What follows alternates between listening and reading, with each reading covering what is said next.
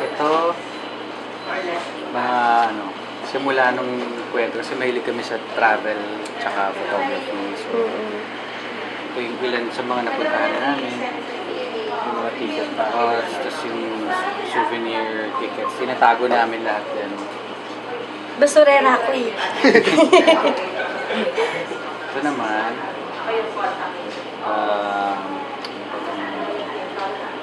more on pagdating naman sa music.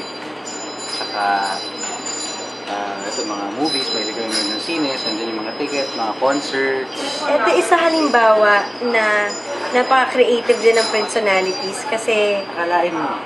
na-irepro nila ng 300 ang mga ito. Akalain mo ba naman, parang totoo na yung pag-aari namin ay napunta na lang sa scrapbook. So, ang galing talaga.